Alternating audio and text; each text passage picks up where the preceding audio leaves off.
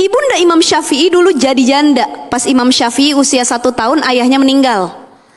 Ketika itu Imam Syafi'i sedang dalam masa penyusuan oleh ibunya. Tiba-tiba Imam Syafi'i tertidur dan ibunya keluar dari kamar, dari rumah sebentar. Terdengar oleh tetangga yang kebetulan lagi nyusuin anaknya, melihat Imam Syafi'i yang masih bayi itu menangis kehausan, dia susuin. Apa yang terjadi Ibunda Imam Syafi'i tahu. Kemudian dia berterima kasih. Setelah tetangganya pulang, itu dia masukkan tangan ke dalam mulut Imam Syafi'i. Akhirnya Imam Syafi'i memuntahkan ASI yang telah diberikan oleh tetangganya. Kenapa? Ibunya menangis, takut, ya Allah, bukan saya tidak terima anak saya disusukan oleh perempuan atau tetangga lain, tapi saya takut air susu yang diberikan oleh orang tersebut ada unsur keharamannya. Entah dia pernah makan makanan yang haram, ataupun dia pernah mendapat nafkah yang tidak halal. Ini salah satu bentuk waroknya orang tua terhadap anak. Ibunda Imam Syafi'i dulu jadi janda. Pas Imam Syafi'i usia 1 tahun, ayahnya meninggal. Ketika itu Imam Syafi'i sedang dalam masa penyusuan oleh ibunya. Tiba-tiba Imam Syafi'i tertidur dan ibunya keluar dari kamar, dari rumah sebentar. Terdengar oleh tetangga yang kebetulan lagi nyusuin anaknya, melihat Imam Syafi'i yang masih bayi itu menangis kehausan, dia susuin. Apa yang terjadi Ibunda Imam Syafi'i tahu. Kemudian dia berterima kasih. Setelah tetangganya pulang, itu dia masukkan tangan ke dalam mulut Imam Syafi'i. Akhirnya Imam Syafi'i memuntahkan ASI yang telah diberikan oleh tetangganya. Kenapa? Ibunya menangis, takut, ya Allah, bukan saya tidak terima anak saya disusukan oleh perempuan atau tetangga lain, tapi saya takut air susu yang diberikan oleh orang tersebut ada unsur keharamannya. Entah dia pernah makan makanan yang haram, ataupun dia pernah mendapat nafkah yang tidak halal. Ini salah satu bentuk waroknya orang tua terhadap anak. Nih yang harus difahami, wahai para perempuan. Sehebat apapun kita di luar rumah, sefamous apapun, setinggi apapun jabatan kita, sebanyak apapun gaji kita, kalau sudah sampai rumah, suami tetap derajatnya di atas suami istri. Ar-rijalu qawwamuna 'alan nisa. Mau dia presiden di luar rumah, kalau masuk rumah dia istri. Tuh. Walaupun suaminya kerjaannya rendah di bawah dia, kalau sudah masuk rumah, apa kata imam, itu yang diperdengarkan olehnya. Mungkin di luar rumah dia memerintah orang, di luar rumah dia harus turut apa kata perintah suami selama itu kebaikan. Ternyata ketenangan dan kebahagiaan itu bisa diambil dengan 3 cara. Nah, dalam kitab Nasoihul Ibad dijelaskan, kalau pengen dapat kebahagiaan, bahagia satu keluarga, bahagia suami istri anak, masuk surga bareng-bareng, jadikan rumah kita adalah rumah yang diisi orang-orang solih. Naam. Jadi yang pertama itu harus wa qalbun alimun. Hatinya harus tahu. Hatinya itu menyadari bahwa Allah itu mengawasi kita. Ini di rumah kita punya anak, suami, istri, masing-masing punya handphone. Yang satu nonton maksiat, emaknya juga nonton maksiat, bapaknya nonton maksiat. Itu rumahnya bagai neraka, karena isinya kemaksiatan semua. Tapi kalau anak kita dibiasakan baca Quran, dekat sama Allah, ada salah satu pesan dari Mbah Maimun.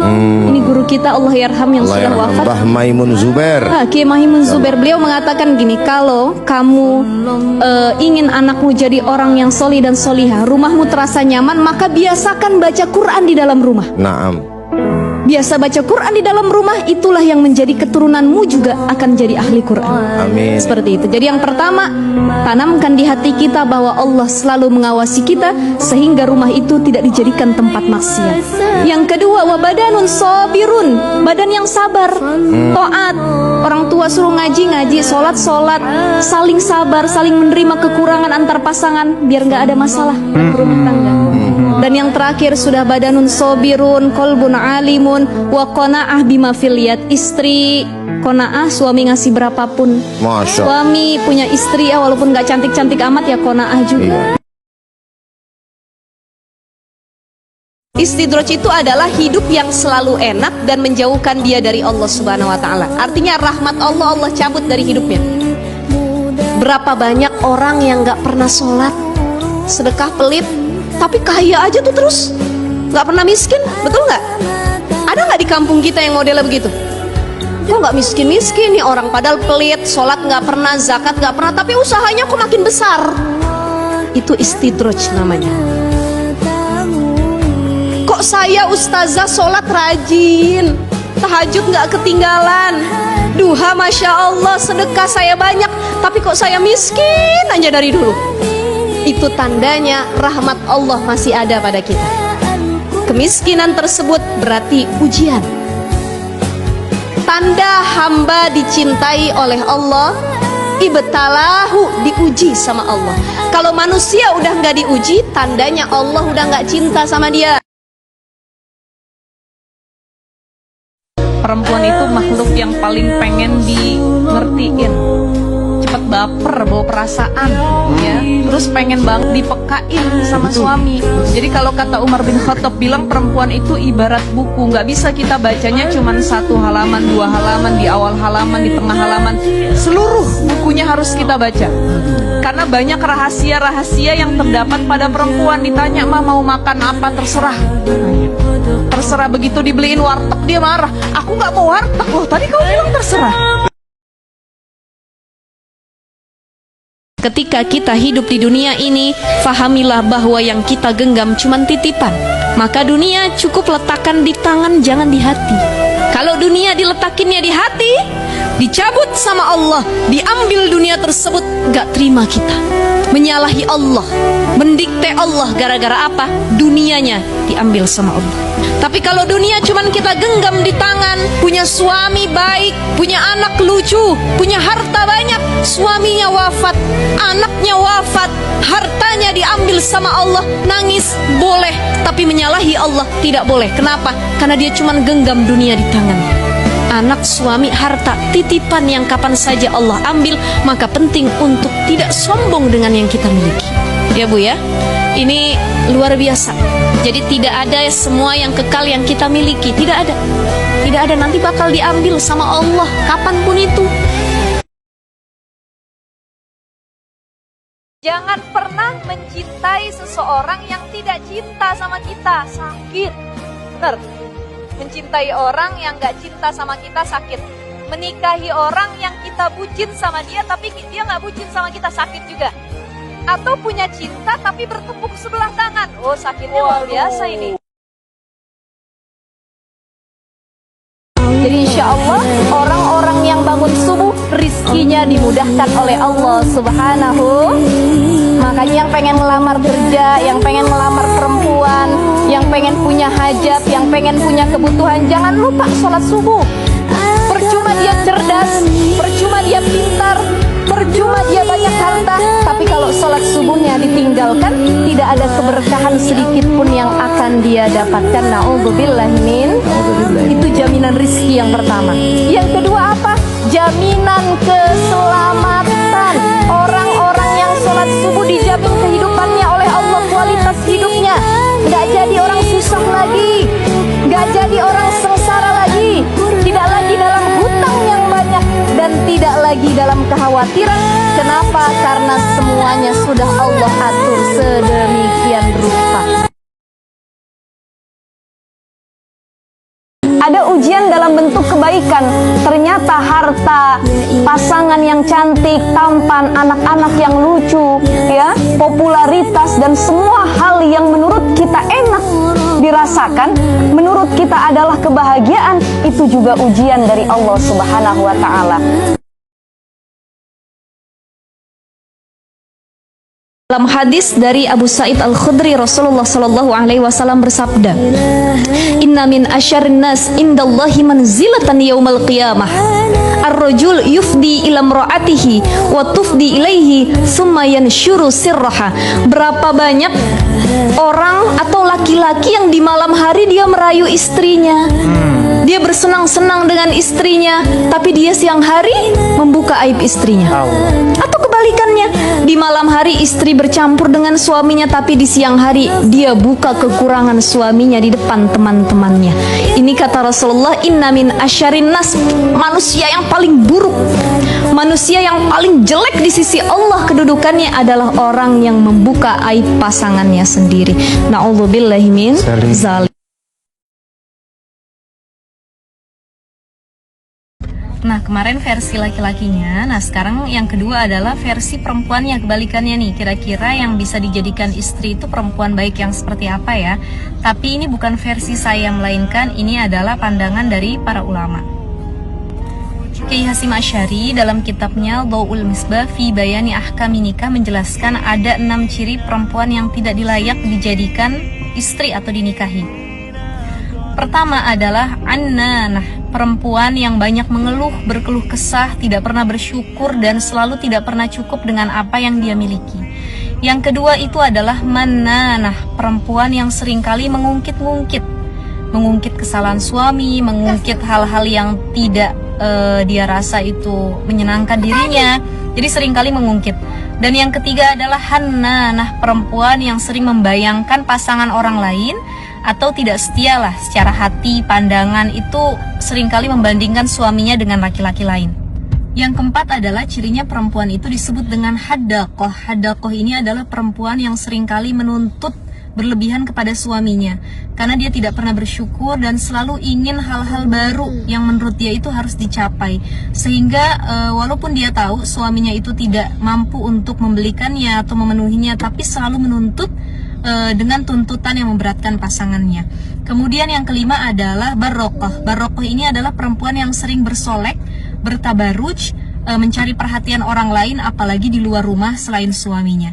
Dan yang keenam itu adalah syaddaqah. Syaddaqah ini adalah perempuan yang cerewet, yang tidak bisa menjaga ucapannya, yang ucapannya itu selalu keluar kata-kata buruk dan menjadi doa buruk buat pasangan ataupun anak-anaknya. Maka ini adalah 6 ciri perempuan yang harus dihindari. Mudah-mudahan kita sebagai perempuan juga bisa menghindari 6 hal tersebut, karena Syekh Maimun Zubair mengatakan kalau kita pengen punya anak yang solih-solihah, salah satu tiang atau paku induknya itu berpusat di seorang ibu. Jadi kalau pengen punya anak soleh, carilah ibu yang solihah dan carilah perempuan yang tidak begitu cinta terhadap dunia.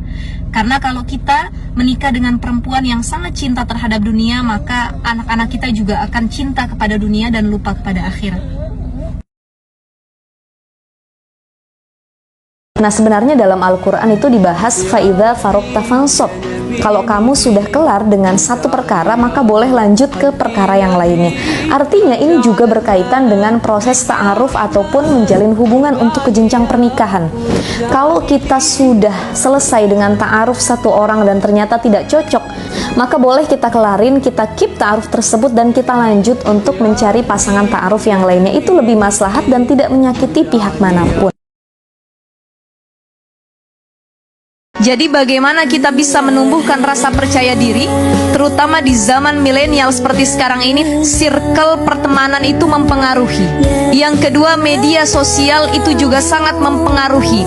Maka satu yang harus jadi prinsip dalam diri kita adalah jangan pernah meremehkan apa yang kita miliki dalam diri kita. Kalau bahasa agamanya adalah alhamdulillah ala kulli hal. Segala puji kepada Allah dari apapun yang kita miliki, berbagai kondisi yang kita alami, alhamdulillah ala kulli hal. Masalah cantik kita sering insecure, masalah tampan kita sering insecure. Melihat orang tampan dikit, aku nggak pede. Padahal kata Rasulullah Sallallahu Alaihi Wasallam, unzur ila man dunaka wa la tanzur ila man fawqaka.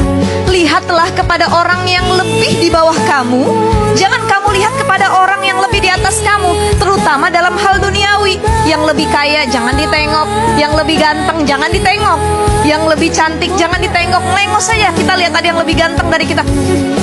Saya juga ganteng menurut versi saya sendiri, saya juga cantik menurut versi saya sendiri.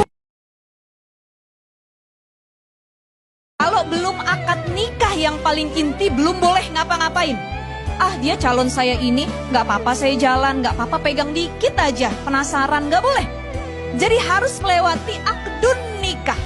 Ta'aruf adalah proses perkenalan, khitbah adalah proses melamar, akad nikah adalah proses mensahkan kedua belah pihak menjadi suami istri.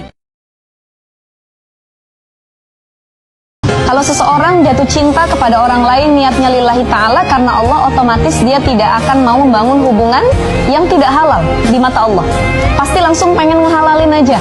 Makanya kalau kita dihadapkan dengan satu hubungan udah pacaran 4 tahun lamanya, nggak dilamar juga, nggak dikenalin juga sama orang tuanya, tidak dinikah-nikahkan, cuma 2 hal, halalkan atau tinggalkan. Jadi harus tegas. Jadi perempuan, kamu pengen halalin saya nggak? Kalau kamu pengen halalin saya, buru-buru datang ke orang tua saya. Tapi kalau kamu nggak pengen halalin saya, udah tinggalin.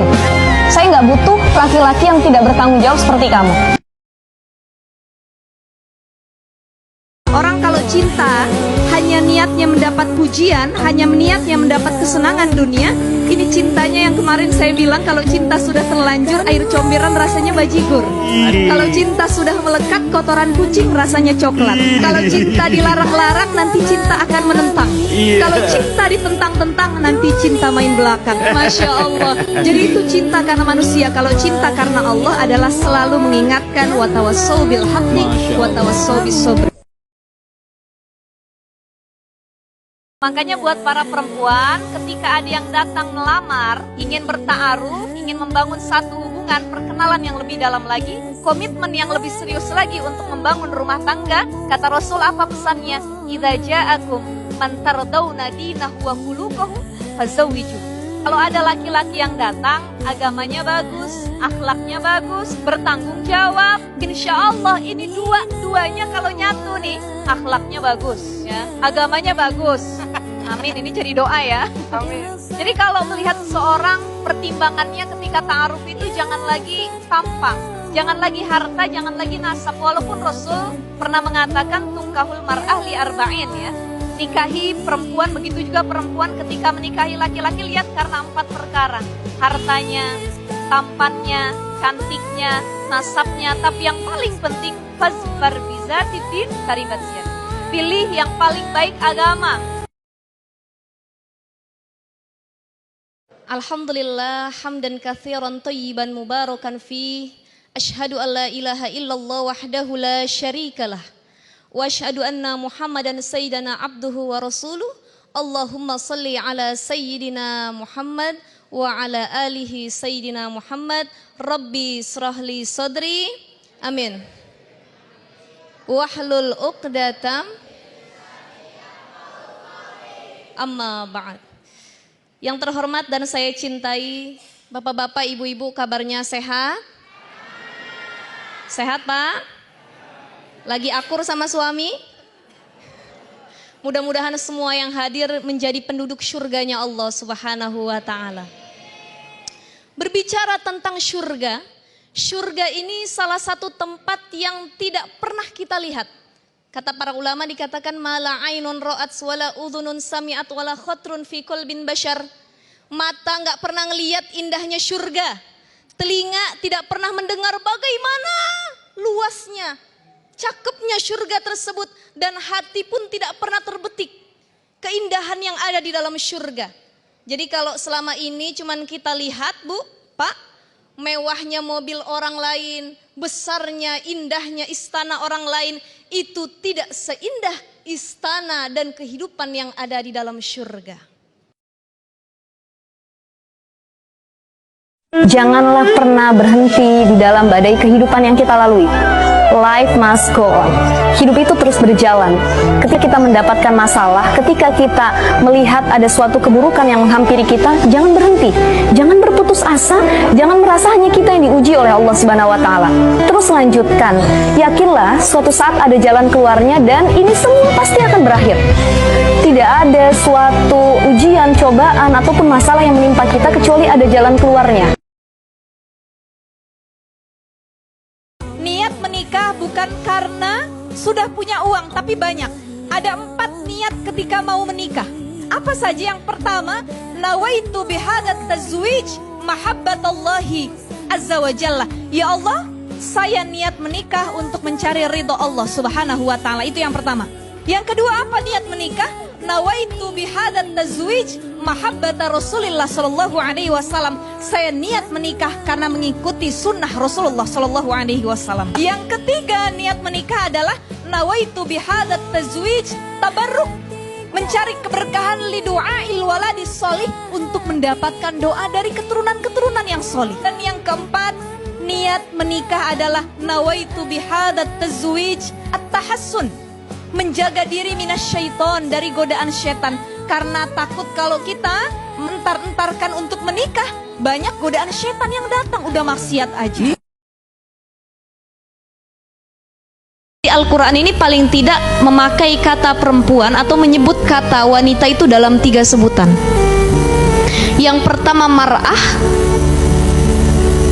artinya perempuan juga, mar'ah. Contohnya dalam beberapa surat, wa in imra'atun khafat min ba'liha nusyuzan aw i'radan fala junaha 'alaihima, menggunakan kata imra'ah, mar'ah atau imra'ah. Yang kedua menggunakan kata nisa. Ayat yang masyhur yang sering kita dengar, ar-rijalu qawwamuna 'alan nisa. Laki-laki adalah pemimpin bagi kaum perempuan. Jadi pertama imro'atan, yang kedua an-nisa, dan yang ketiga Al-Quran sering menggunakan atau menyebut wanita dengan sebutan unsa.